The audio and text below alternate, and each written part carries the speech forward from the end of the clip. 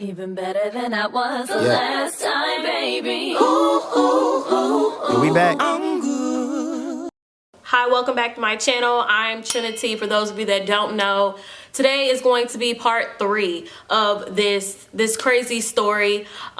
This is going to be the last video about this, or it may not, but it definitely is going to be the last video for at least the rest of this week. After part 2, I posted another video. I told you guys I wanted to take a break from this topic. If you haven't watched that video that I posted yesterday, go ahead and click it. It's going to be in the card section. It doesn't have as much juice and tea because I know everyone lives for the tea, but it is a pretty great video. You should go ahead and check it out, and don't forget to like that video. I'm gonna make sure to put this at an ending point. So I'm gonna make sure that I don't say anything at the end that's going to leave you guys wanting to know more.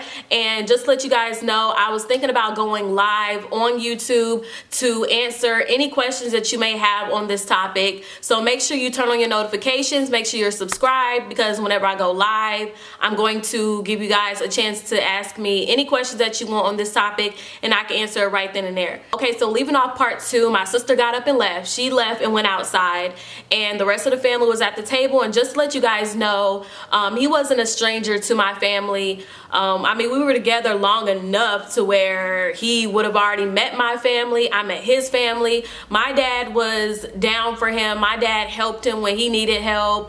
I was close with his parents. He was close to my parents. So it wasn't like a first time they were meeting. My parents were really trying to understand what he was saying, but I mean, it just didn't sound right. Like at first they were just understanding, and then they were just like, wait. Like he actually looked really uncomfortable even while he was at the table, as if he was scared. My mom actually told him that she thought that he needed to speak with someone. So she already made that clear, and I'm like, okay, ding, ding, ding. During this whole process, I think the food did show up at the table, but I didn't finish my food. I don't think any of my family finished their food. No one finished their food, you guys. It was a to-go box all across the board. All across the board. And that's just what it was. Like, everyone's appetite was lost. I mean, we never got to sit down and really enjoy dinner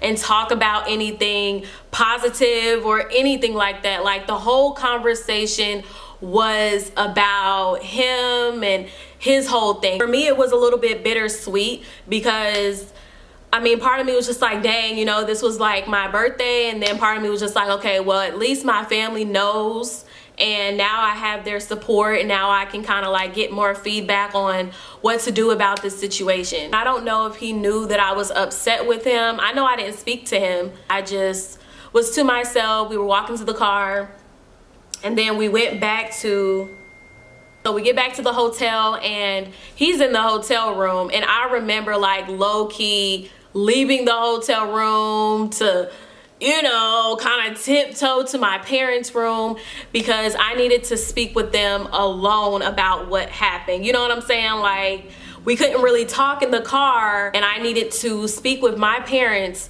by myself about just everything. I went into my parents' room, and their faces, like, they're just looking at me like, Trinity? So at this point, you gotta be loud, huh? You gotta be loud with your sports car. I'm in their room, and I just feel obligated to just tell them, Mom, Dad, this is what's going on with me. And I let them know just briefly what's going on. And even I was scared a little bit. Like, I was looking behind my shoulder like, the last thing I need is for my ex to pop up, you know? Like, man, the last thing I need is for him to know that I don't know, like, I was just so scared. I didn't need for him to be in the room while I'm talking to my parents. You know, these are my parents. I should be able to talk to my parents about this. He has his parents, I have my own parents, you know what I'm saying? So I'm talking to my parents, and then I think my sister and brother came in the room, like they peeking their heads in like, wait, hold on, we need to talk about what happened at dinner. So we kind of did come together as a family, and they were just like wanting to know, Trinity, what is going on? Like, what was that about? So I spoke about it with my family openly, and they were just giving me feedback. And just to let you guys know, I didn't tell y'all this, but at that table during the whole conversation, my ex was talking about, you know, someone trying to break in the door. My dad was like, oh, well, you know, you may need a gun to protect yourself. And in my head, I'm like, no, he doesn't need a gun. My ex was just like, oh yeah, you know, you right, I do need a gun. In my head, I'm like, no, you don't need a gun. You're not mentally stable to have a gun. It's scary to think that someone that's not mentally stable wants a gun to protect something that isn't real, because ultimately my ex could get a gun and kill the wrong person. While I was in the hotel room with my family, I told my dad, see, that's why he don't need no gun. Because see, my dad didn't know what was going on at first. He was just like, oh, well, yeah, you probably need a gun to protect yourself. But my dad didn't necessarily know at that moment when he said that my ex was mentally unstable. So I just wanted to add that detail to let you guys know that there are probably some mentally unstable people walking out here on these streets thinking that they need a gun, but they don't. So we're heading back home, and I'm still upset about what happened. I'm still low-key upset about my whole birthday weekend. I was just kind of like over it at this point. It was just like, man, I think I'm over it. I think I've had enough of this, and I don't have any control over what he does, what he thinks. He doesn't trust me anymore. It's getting down to the end here. So we get back to the apartment, and I'm kind of just keeping to myself. So I guess you could say I was giving him the silent treatment. Not only that, but I was trying to figure out what to do next at this point. Like, I was really trying to think, what do I do and how do I go about it? One thing about me is I'm always a woman with a plan, okay?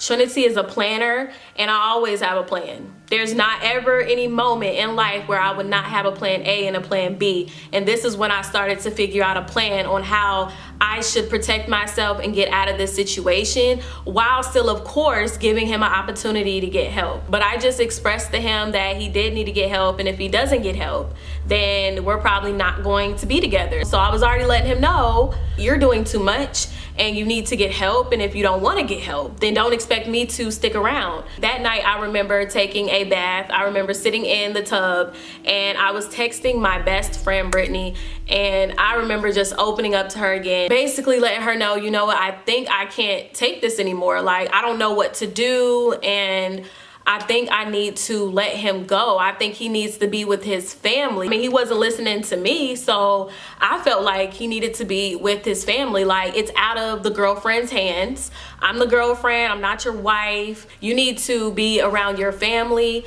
and they need to get you right, because I clearly can't do anything for you. You don't want to listen to me. You don't want to take my advice. You don't trust me anymore. So you need to be around your family. Maybe they can help you. That's when I was just like, okay, well, I'm going to encourage him to go to his city, the city he was born and raised in, the city where his family is, which isn't too far from my city. It's about, I don't know, 35 minutes away. I'm done texting my best friend. The tub was the only place I had to myself. I didn't want to be in the same room as my ex. He scared me that much, to the point that I was just wanting not to be in the same room as him, because I didn't know what he was thinking. I didn't know what he was hearing. I didn't know what he was hearing about me. I didn't know what he was gonna do. This was another scary part. Like, there's so many things that scared me through this whole situation, but I woke up, my heart rate woke me up out my sleep. Seriously, you guys, I kid you not. It was such a scary feeling. Like, my heart was beating so fast, and I woke up and my heart was just going like this. And I remember not being able to calm myself down. Like, I got up and my heart was still going, and I was just like, what is going on with me? Trinity, calm down, calm down. I never felt my heart beat so fast in my whole entire life, and I was starting to freak out, which made my heart rate go even faster, you guys. I went out into the living room and I sat on the couch, and my heart was still going. My ex came out the room, and my heart went crazy even more. I had an app on my phone that would kind of like count your heart rate, and I used that app. I put my fingertip on, I believe, the camera part, and it lets you know how fast your heart is beating. You guys, I kid you not,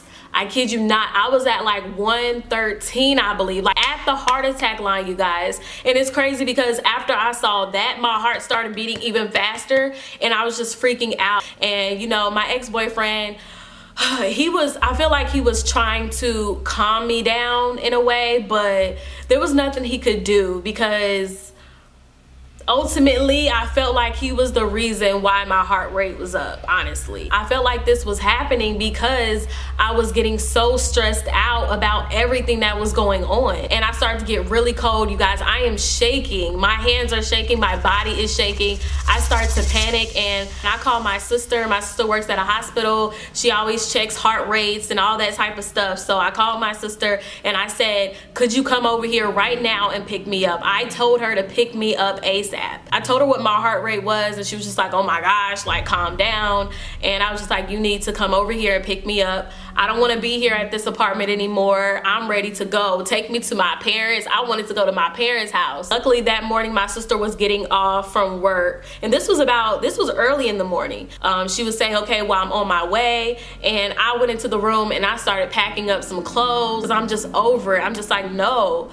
Like, I'm over here about to die. And at that point, I was just over it. I was just like, man, I can't die. I can't have a heart attack because I'm stressing out about, you know, my ex and all of this. And he's driving me crazy. He's stressing me out. I can't have this. This was by far the scariest feeling ever. Have your heart going so fast and you can't control it. I was telling myself to calm down so many times, and my heart just kept on going, and it was so scary because it was just like, man, I can't even control my heart. And whenever I would look at my ex, it started going even faster. And that let me know, like, okay, nigga, you the reason why I'm over here going crazy. You guys, I told you this is around the time where I was starting to really get fed up, because I mean, for me to have my heart rate up that high, oh no, the only thing that could get my heart rate up that high was him. Because out of everything that was going on in my life, he was the only thing that was driving me crazy. So anyways, my sister gets there and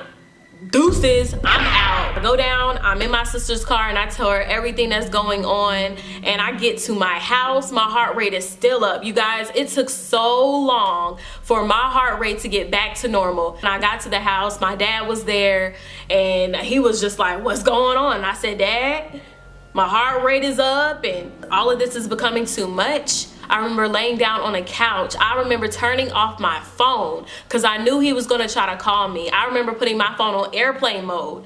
That's how serious I was. I wasn't trying to get no text from him, no call from him, no nothing, because I was just like, I need to shut down everything and get my heart back to normal because it was still going fast. I'm laying on the couch, I'm watching cartoons, trying to just trying to get back normal because it was so scary. I was just like, man, I'm not trying to die over a heart attack, you guys. My sister, she pulled out the tools. It's confirmed that my heart rate was all the way up there, about almost could have had a heart attack. But after I went to sleep and woke up, my heart rate was better. My mom came home and I filled her in. I spoke with my parents again. At that point, I was just like, no, I'm not going out like this. Like, I need to figure out something because my life is important too. You know what I'm saying? Like, my life is important too.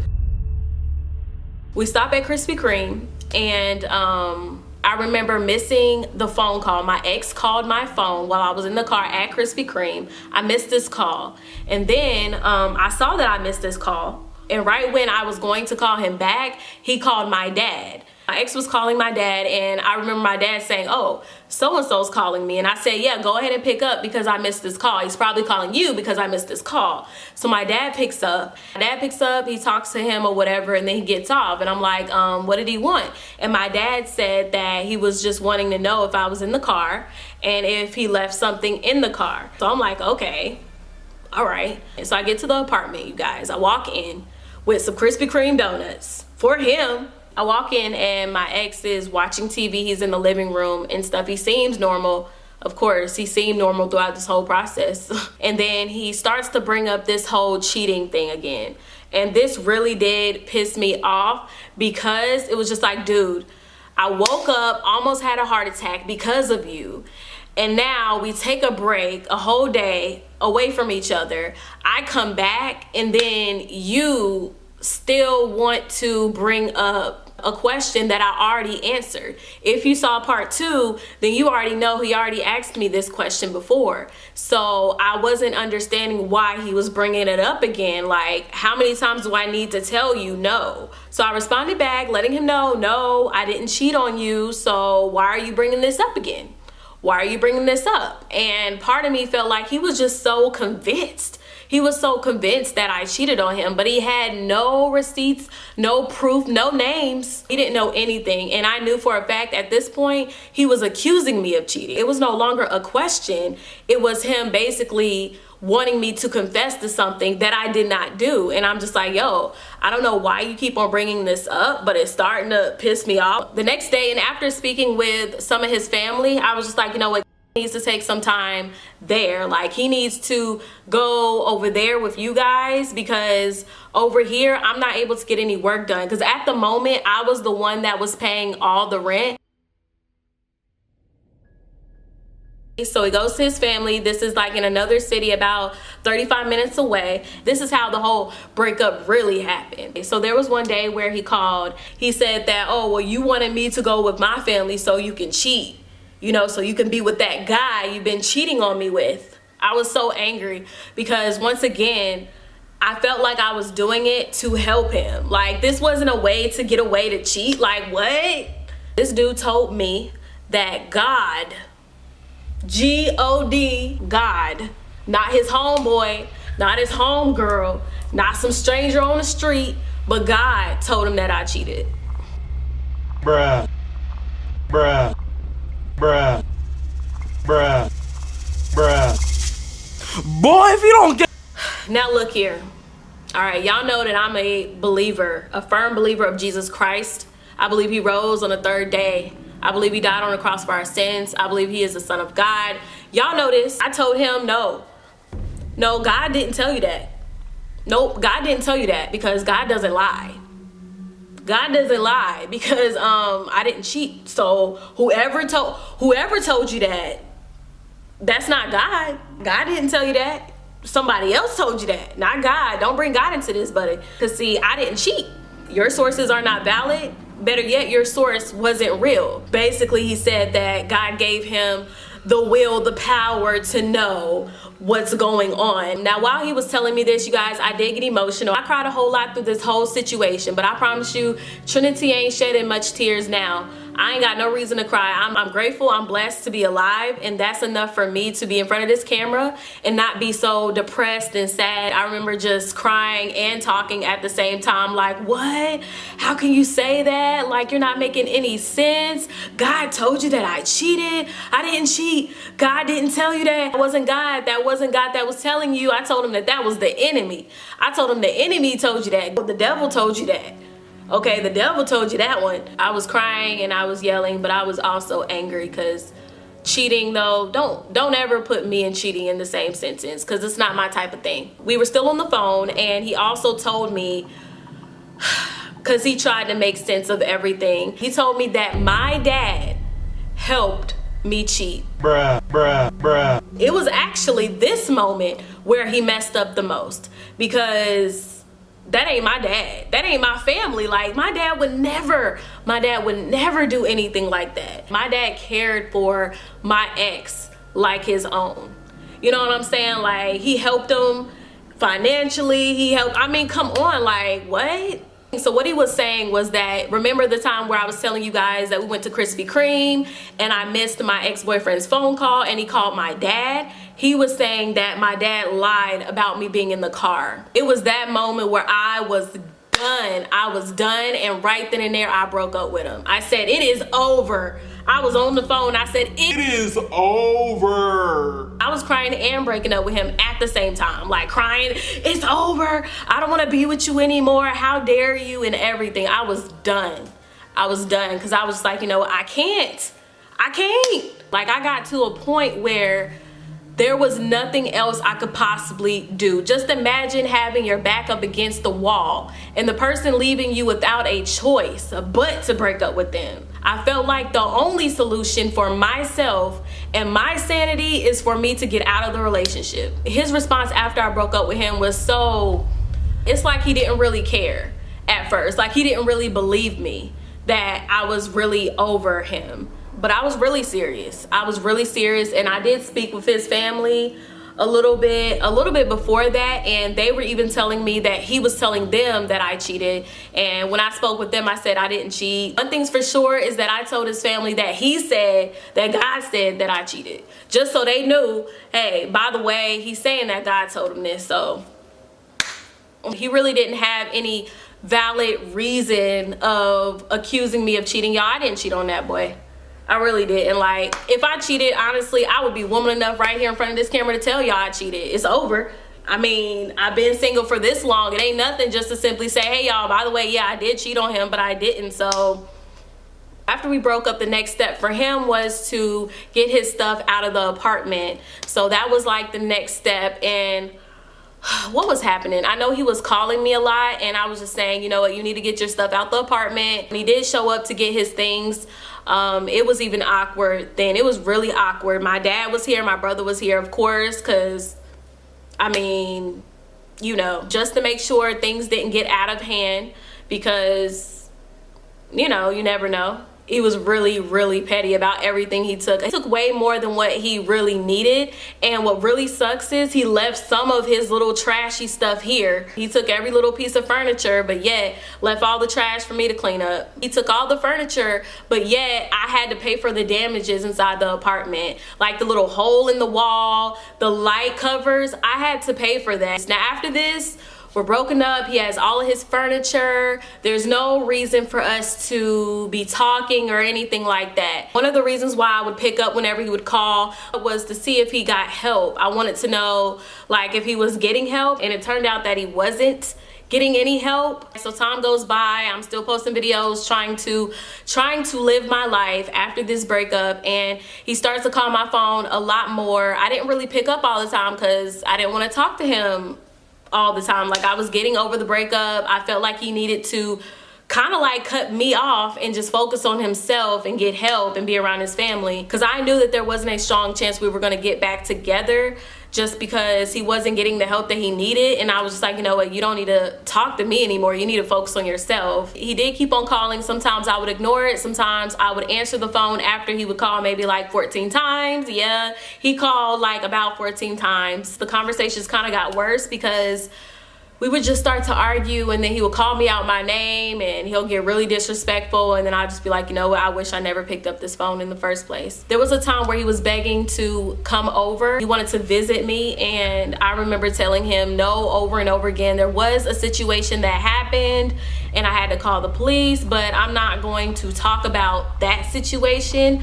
I'm going to forward it to the crazier situation that happened. But one night he was calling my phone over and over again. Eventually I picked up, and it got to a point where I would pick up angry. I'd be like, what? Stop calling my phone. And I did, of course, eventually block his number. Just saying, I know y'all gonna be like, why did you block his number? I did eventually block his number, but not as quick as I possibly should have. Okay, so my battery went dead. I had to charge it, and I'm going out for drinks later, so I had to just, you know, throw something on. My hair was gonna mess anyway. Anyways, we getting back to this story time, because I told you there will not be no part 4. So he kept on calling, and at one point he really was begging to come over, and I kept on telling him no over and over again, because the last time, which I'm not telling y'all what happened that time, but I had to call the police, and I was just like, okay, we can't ever see each other again because you don't know how to act. But he was trying to come over again for the second time, and I was just like, no, because you don't know how to act. Because last time I had to call the police, I was telling him that he couldn't come back for a second time. Like, this is it. I don't want to see you anymore. We're not going to get back together. This is when I made it clear that we were not going to get back together at all. Like, it just wasn't working out. On top of that, he wasn't getting the help that he needed, and he would disrespect me off and on over the phone.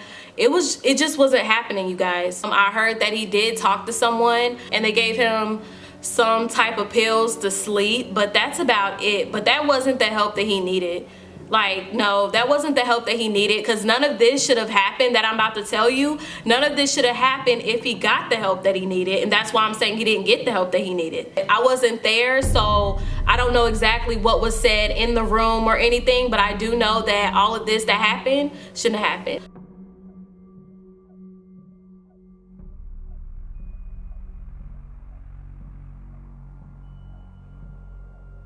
Getting back to the story. Over the phone, I was telling him no over and over again. And that was it. I hung up on him and that was it, you guys. Okay, the next morning, this was like at around 10 a.m. and I got a knock at my door. First of all, I got a knock at the door and I didn't go to the door because something told me, because I don't get a lot of visitors, you know what I'm saying? Like, nobody really knows where I stay. So I knew for a fact that it could be my ex. I look out my window on the other, it's hard to explain, but I don't know why he parked right there where I could clearly see his car. But I looked out the window and I saw his car, and you guys, I got so freaking scared. And I got scared because I clearly told him not to come and he came, so he just doesn't care, you know what I'm saying? Like, he still came anyway, and that's still scary. I see his car, and oh, I also looked at my phone and I got a text from his dad saying, hey, I just want to make sure so-and-so got to safely. Now look here, this is what got me a little bit upset, because I did speak with his family and I made it perfectly clear somewhere, somehow, he made his family or his dad think that I was okay with him coming, and that wasn't it. Found out later on that he actually lied to his dad about it. Like, he made his family think that we were cool, that I was okay with him coming when I wasn't. You guys know that I get packages from companies. He showed up to my door uninvited with a package from a company that he got from the leasing office. So let me rewind it back here. He showed up to my apartment, went to the leasing office, picked it up out the office, showed up to my door to say, hey, there's a package for you. And I wish I never opened up the door in the first place. I just would have been without a package, because I know for a fact he would have just took it, because honestly, like, he would do petty things like that. I should have not answered the door the first time. I just shouldn't have done it, because after I told him to leave and he left, he did say he was gonna be back, but I told him, you can be back all you want to, but you're not getting in this door the second time. Like, I'm not about to, that's not what we about to do. I got my package, I got what I need, but I didn't invite you here. You came uninvited. I just knew something was up. You know what I'm saying? Like, I could tell once he was inside the door, the vibes, I was just like, man, I probably shouldn't have done this. So I'm in my apartment, the door is closed, I'm safe, but he's on the other side of the door trying to come in. He's telling me verbally, let me in, let me come in, it's cold outside. I'm in my car, and I'm telling him, no, like, I talked to your mom. She said you're not homeless. She said you can simply go back home. 30 minutes, I don't know why he wasted his gas. I made it perfectly clear that I did not want him at my apartment, and he was still trying to come inside. Like, he would say things like, oh, well, I left something in there, and I'm like, oh, well, like, you're not coming inside this apartment. We did leave my door, and then I remember it started to get dark outside, and I remember sitting on the couch watching TV. Now, people that follow me on Snapchat, this is where the Snap fam really about to come in right now, because y'all know I put it on Snapchat. I was sitting down watching TV, and my ex came to my door and he started knocking, like knocking over and over and over and over again. And he was telling me to let him in, let him in. And I was looking through the peephole. He took my little wreath on my door as decoration. I saw him take that off my door, and I don't know where it went, because after all of this, I still couldn't find it. So, I mean, he stole my property, and he was saying stuff like, who's in there? So he thought someone was in my apartment. And y'all, no one was in my apartment. No one was in my apartment but me. But he was knocking at the door, and I said, you need to go away. I'm not letting you in, and that's it. I walk away from the door and I sit back down to watch TV. He starts to knock again, you guys. And here go the Snap. I saved it because I needed it in court. So here you go. Stop knocking on the door.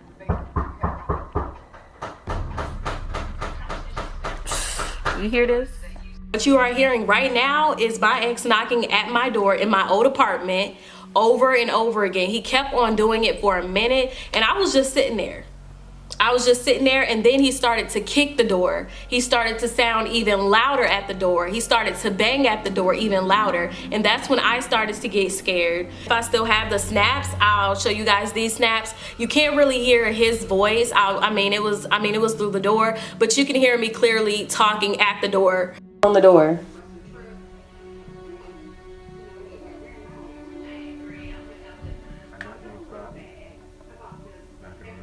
At the door, he was actually threatening me. He was basically saying if I don't open up that door, it's gonna be problems. All right, and there was definitely problems because out of nowhere, I hear a loud bang on my balcony, and I lived on the 3rd floor. The 3rd floor, you guys. My ex somehow got on the 3rd floor and hopped on my balcony.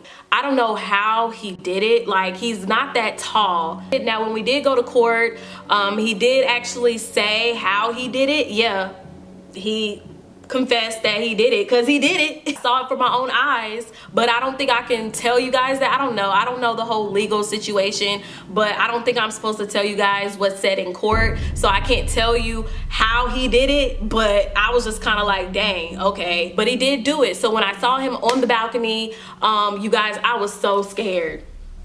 I was so scared because he was on my balcony and he was trying to lift up the window, like the window blinds were moving, and he was cussing and he was yelling, basically telling me to open up the door. If you look at the snap, you'll see me walking towards the balcony. But once I got there, I called 911 ASAP. I got on the phone with 911. The lady stayed on the phone with me the whole entire time. And the crazy thing is, like, he jumped down off the balcony when I guess he confirmed that I was on the phone with 911. And I had them on speakerphone, so he knew that I was on the phone with 911. I'm on the phone with them. He jumps down and he goes back to the front door and he's knocking. And the lady's like, is that him knocking? And I said, yeah. He jumped down off my balcony, went back to the door. I mean, any person with the brain, any sane person would have probably left the whole entire scene. You know what I'm saying? They wouldn't have jumped down and went right back to the front door to knock. Police shows up and they're talking to him first, and then they come inside and talk to me. So 3 police officers, 3 black fine police officers, y'all, they was looking good, okay? They was looking good. I'm just saying they was looking good. That's one thing I know for a fact, is that they was looking good. But anyways, all this chocolate came up in my apartment, and I let them know, hey, he jumped on my balcony, and then he went and knocked at my door. He's not allowed here. We broke up. He doesn't live here. His name is not on the lease. He already picked up his things. And they're telling me that he said that he left something inside.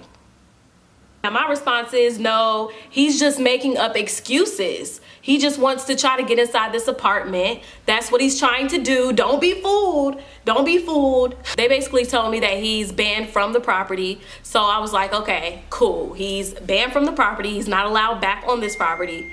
Now, before they left, they did see, like, I had this YouTube set up. They saw, like, my backdrop and my camera, and they were just like, oh, what do you do? They just wanted to ask. I don't know why. I told them, I was just like, I'm a YouTuber and I share my crazy life experiences. And you know what the police officer told me? He said, well, I guess you have another story to tell. And I said, yeah, I do. I do have another story to tell. The story that I'm telling right now. The police officer leaves, and I actually look around my apartment, and y'all, he actually did leave something in the apartment, something that wasn't there. But see, he left it the first time he came in. See, he's sneaky, y'all. He left it there on purpose. He left it like in the cut. And I say, yo, finally see his car leave. Okay, and I'm like, okay, I'm good. Everything's great, I'm good. No, you guys, I'm not good. You know why? Because he came back. He came right back, you guys, after he was clearly banned off the property. And this is what I mean. Like, you gotta be unstable to really be breaking the law like that easily. Like 30 minutes, he's already back instantly, that quick. I'm getting a knock on my door again. I look through the peephole and it's him. The stuff he was saying through that door, didn't make any sense at all. It was freaking me out even more. And I told him, I said, you need to leave. That's what I told him. I said, you need to leave. You're banned. You're not supposed to be here. Like, I'm trying to help you out, bruh. Do you want to get arrested? You're gonna get in trouble. Just leave, go back home. No, he did not leave. He did not leave. He kept on saying stuff at the door, freaking me out even more. And then I started to hear like this spraying sound at the door. I don't know what it was, you guys. I have no clue. I started to get scared all over again because, I mean, goodness, is he gonna jump my balcony again? I don't know. He doesn't seem to care about his life because, I mean, if you're banned and you come back, like, you just don't care. And I'm like, yo, if someone doesn't care about their life, then what are your real intentions? You know what I'm saying? That's what made me really scared, because someone who doesn't care about the law or getting arrested or getting in trouble, those are the people that really don't care about their life or anyone else's life. After that, I did call the police again, and they were just like, okay, well, they're on the way. I didn't stay on the phone with the lady this time. She just said, okay, well, they're on the way. And I was on FaceTime with my best friend. I think about 10 minutes rolls by and I hear this loud sound outside my door, like a bunch of rumbling. Y'all, I open up the door and I'm still on FaceTime with my best friend. I open up my door and I see my ex-boyfriend on the ground with 2 police officers on top of him. Also my neighbor, which I don't know why he jumped in. I did say something. I was just like, yo, you, sir, you don't need to be in this, okay? There's 2 police officers involved here. You don't need to jump in. But I was right there front and center on FaceTime. My best friend saw the whole thing as well, because FaceTime was right there and I was right there, like this close to it. I was squatting down, making sure nothing was going on, making sure they weren't harming him. But to be honest, he was resisting arrest, okay? I was there front and center. I had my own eyes, and my ex-boyfriend did not want to get arrested. He was resisting arrest, okay? So you heard it from my mouth. I was there. This wasn't no black and white thing. We ain't gonna do that. He was resisting arrest. He wasn't trying to get arrested, and he did attempt to run. That right there got him in even more hot water in the long run. I'm just saying, when I saw that, I did end up break down crying. I turned my head and there's my dad. Like,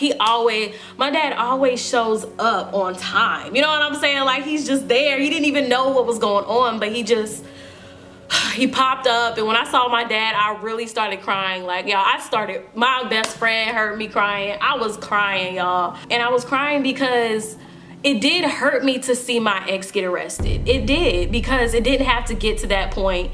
He had one job, and that was to go back home. And, you know, if y'all knew the ups and downs of the relationship, y'all would know that I even tried to keep him out of jail. Like, I tried to, like, keep him away from the legal situation. So it's just crazy. It's like, dang, I worked so hard to keep you out of jail, and now you're getting arrested now. So it really did hurt, and I was crying. I was bawling because I was sad. Like, I was just sad because, like, this wasn't supposed to happen. You know what I'm saying? Like, all of this wasn't supposed to happen. No, my dad pulled me over and we went inside my apartment, and I was just crying to my dad. Like, I was just in his arms crying, like, oh my God, this wasn't supposed to happen. I was just crying. I was just crying. Eventually the police came inside the apartment, and I told them what happened, and I told the police that I think he needs mental help. So once again, Trinity didn't just not ever make it clear to want to get him help. Every way, in every moment I made it clear to whoever I needed to make it clear to, him, his family, the police, everyone, that he needed help. And the police told me that there was nothing I could personally do. He would have to go down, because at that point he was getting arrested. So I would have to tell his family, and they have to, I think, fill out a piece of paper or whatever that is, and then that's how he would get probably like a mental examination or something. I called his family that night. I called his family and I told them, this is what you need to do. That's all I could do. That's it. Like, I did everything I could do. I really felt like I needed to get a restraining order. I was encouraged by his family to get a restraining order. I was encouraged by my family to get a restraining order. I also encouraged myself to get a restraining order. So in every area, it was needed for me to protect myself, because clearly my ex-boyfriend could not stay away from me. The judge actually granted me the restraining order, which means that the judge felt like my story that I told and everything that happened was valid enough for me to receive the protection. I knew it was going to get granted for sure, and I had to go through like the family services, domestic violence, all of that type of stuff, you guys. Like, it really did take a whole lot of time out. But let me see what time it is. Okay, you guys, so I am done with this story. This is part 3. This is the end. There's more to this. Y'all just gotta wait, okay? I don't want my channel to be about this. You know what I'm saying? Like, that's not what I want. That's not what's gonna make me happy. I hope you guys can understand. This is part 3. If I'm going to talk about this anymore, it's gonna be whenever I feel like talking about it. So that's it. I don't want anyone in the comments saying, oh, part 4 or what else happened. This is what happened. This is when I filed the restraining order. That's it. I'm in a new apartment. Yes, I had to break my lease. Moved into a new apartment because that's what I had to do in order to protect myself from my ex-boyfriend. The old apartment that I was at, he knew where it was. You know what I'm saying? So if I have a restraining order, it's best that he doesn't know where I stay. You know what I'm saying? So I went ahead and broke that lease. I'm in a new place. I'm happier now. And I feel safer. I'm a little bit traumatized. Like, the FedEx guy knocked on my door and I didn't answer because I don't know, like, I'm still kind of traumatized. You know what I'm saying? Like, whenever I hear loud sounds or thunderstorms, y'all, I even jump when I hear thunderstorms. Like, I'm still trying to get through this situation, but overall, I'm happy. I live every day and I'm a strong Black woman, so nothing's gonna break me. I'm always gonna get up. Hope this whole story helps someone. I really do. Like I said, if I want to talk more about this subject, it will be later on, you guys. It will be later on. As of right now, this chapter is closed. I want to get back to the fun story times, you know, the hee ha ha story times. You know what I'm saying? Like, the little story times. I want to do cooking videos. I want to do challenges. Make sure as of right now, because I know a lot of people are tuning in to this video, make sure you are commenting below what you want to see on my channel. I hope you guys can just stay tuned and just see me grow as a person and just, I guess, see what happens next. There's more that I could say, but this chapter is closed, you guys. I want to take a long break from this. Just stay tuned. All you got to do is be subscribed to my channel, turn on your notifications. Shout out to these people over here for being subscribed to my channel. I love you guys so, so much. If you care that much about what's going on or what's going to happen, I don't know, then just stay tuned. Be part of the family. I'm not going anywhere, hopefully. I mean, geez. That's it. I'm about to go out for drinks. Follow me on Snapchat. And I love you guys so, so much. Make sure to be bold, brave, and beautiful. And I'll talk to y'all in my next video. I am done with these long... And that was the last time, baby. We back, and we back, and we back, and we back, and we back, and we back, and we back. Better than that was the last time.